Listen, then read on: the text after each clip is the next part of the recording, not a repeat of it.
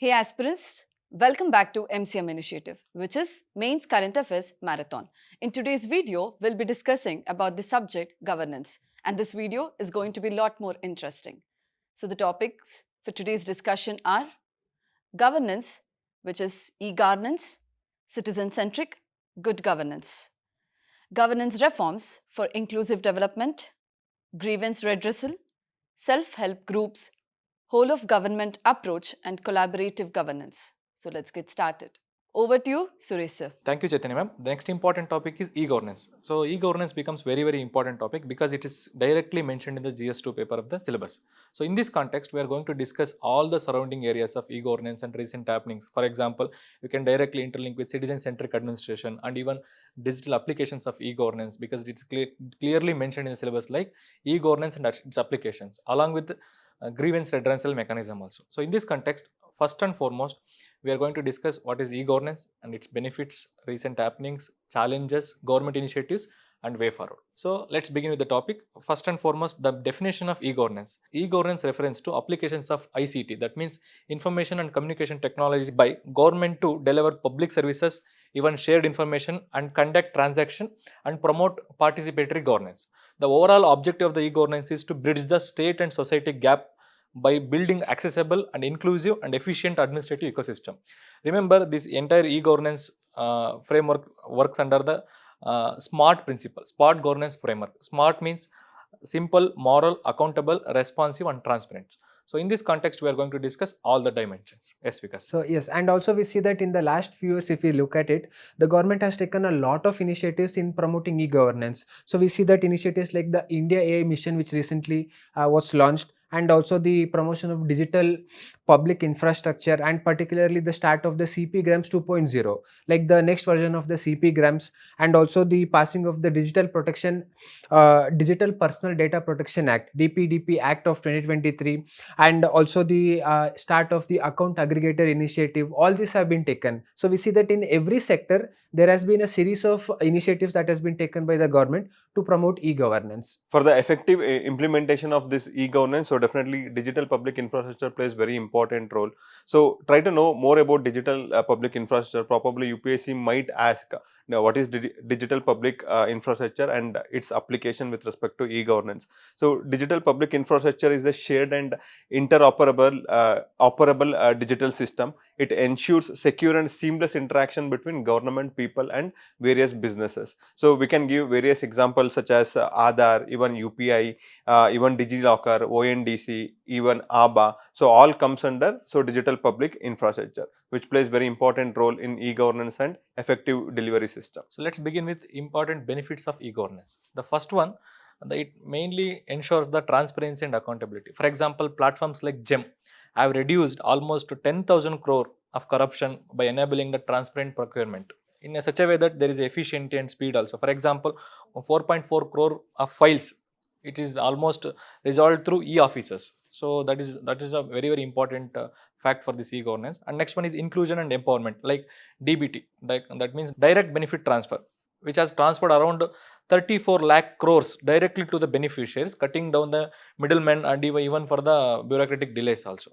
And another very important benefit is that it enables predictive and evidence-based governance. So especially we see that in the recent years, there have been a lot of different initiatives where this predictability has been brought in. So one best example is the PM Gati Shakti Yojana, where they have integrated the GIS platform. So in order to ensure that there is some kind of integrated governance where all the states are working together, and also there is the predictability because of the use of technology here.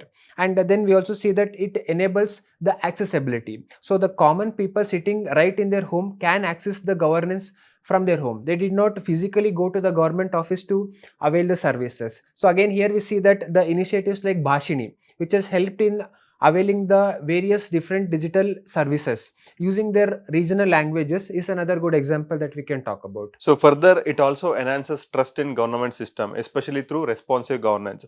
So we can give the example of CP Grams, where they are providing online grievances filing, and also it promotes administrative efficiency. So because it giving importance to competency or outcome, so rather than seniority or procedures. So that's how it will bring efficiency in the administration. So since you mentioned CP Grams, it resolved around 20 lakh grievances in 2023 through enhancing the accountability and citizens' feedback system. And we can also see that how it helps in the policy evaluation. Not only just framing the policies and implementing, there is a need for evaluation also. So now when we have this use of technology, especially the use of AI, it can help in evaluating the policies also, regular monitoring and evaluation of the policies, where there can be timely interventions and whatever necessary changes are required can be brought in on an immediate basis. Through all these steps, so definitely e-governance will promote inclusive growth and development. So because they are working towards the benefits are directly reaching to the needy people. Since the e-governance is very buzzing word for 21st century, at the same time we should also look for the challenges which associated with the e-governance. The first and foremost, the important challenge is digital divide, where mainly the gap between rural and urban, especially in terms of accessibility, even affordability of digital services. And the next one is infrastructure deficits. Remember, only 37% of the Indian villages have the access to reliable high-speed broadband. That means that is we are limiting ourselves. The next one is digital literacy. The only 25% of the Indians aged 15 and above can operate computers and access the internet. So these are the challenges with respect to e-governance. Yes, and also adding on to that point what you said, we see that the government data says that in India, as of now, only around 90 crore people have access to internet. Although 90 crore is a huge number, still we mean that we are living out more or less 40 to 50 crore people. So which makes it a huge challenge in terms of the accessibility part as well. And another very important concern that raises with respect to e-governance is the data privacy and surveillance.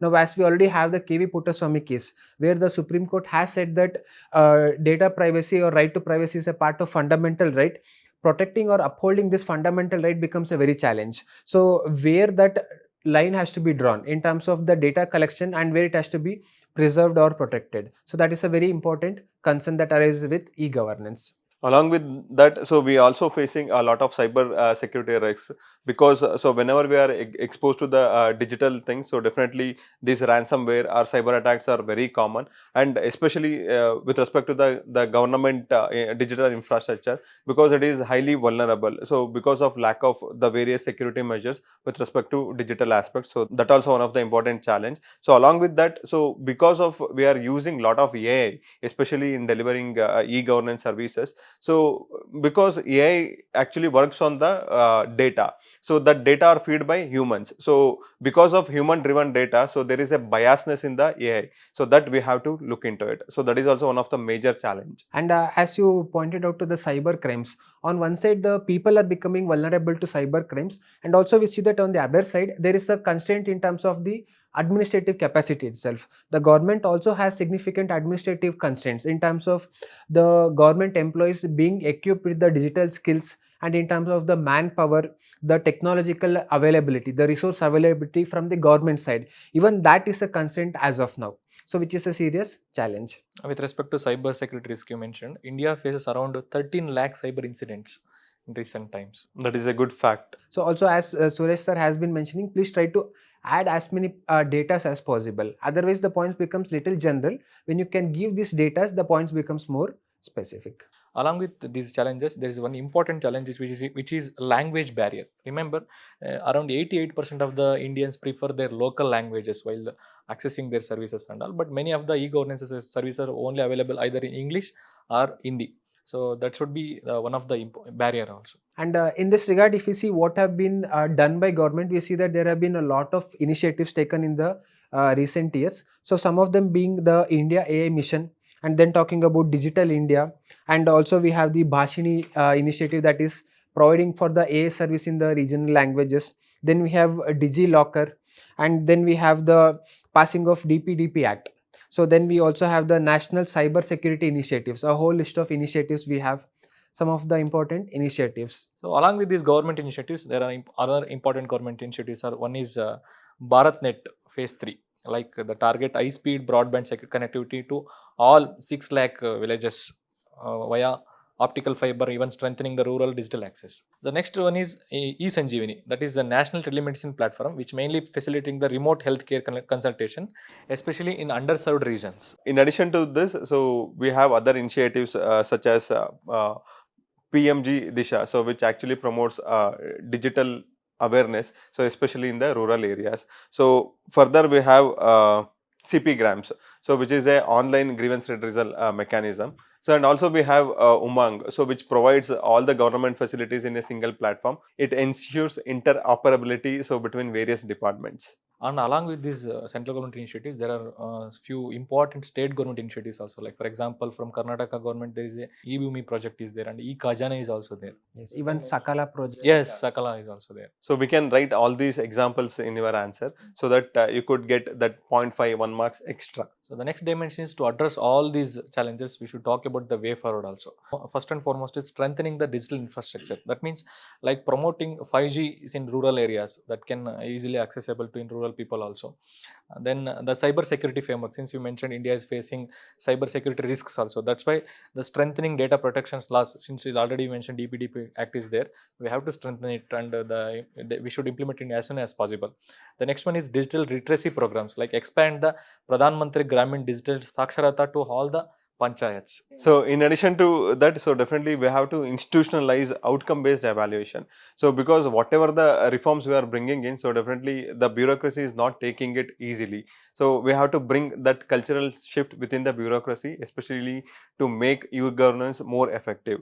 And also we have to promote interoperability through digital public infrastructure, because to avail one services we have to as a citizen, as a beneficiary, so definitely we have to visit lot of departments. It consume our time and energy along with money. So definitely, so we have to focus on promoting interoperability. And also, as we are talking about so many government initiatives, what is very important is to ensure that there is an accountable mechanism, because we are providing the facility, but when it comes to the accountability, there is a serious lapse. So if this accountability mechanism is not there, again it becomes a challenge for the citizens, just like how we were having with respect to the conventional programs. So that is something we also have to bring in. And along with that, as we have been talking about the digital divide, etc., one very important thing is to create awareness among people. So now we talk about so many programs, the CP, Gram, Umang, all these things, but we still see that a lot of people do not know about these initiatives at all, and they still prefer the conventional methods. They still want to go to the government offices physically and avail the benefits. So we're creating awareness, making them know how to use these digital platforms becomes very important. In addition to this, so definitely, so because they don't know how to get the services, or they don't know so how to interact, especially in the digital platforms, the proliferation of middlemen actually increasing. So the basically the main intent of e-governance is to reduce middleman. So but because of these challenges, so it is increasing middleman. So because for each and every services we have to visit internet. So many people don't know how to use internet, especially in the rural India. So again, it is causing another problem. With respect to ensuring accountability, there should be a regular audit for the ongoing e-governance projects. Then only we can get to know what exactly is going through. And the next point is the public-private partnership also, like collaborating with the big techs to even startups for the scalable solutions of e-governance projects. And also in this regard, probably in terms of accountability, we can talk about having an independent grievance redressal mechanism, like a independent grievance ombudsman, so which can be brought in place. So these are all the various dimensions that we can be talking about in terms of e-governance.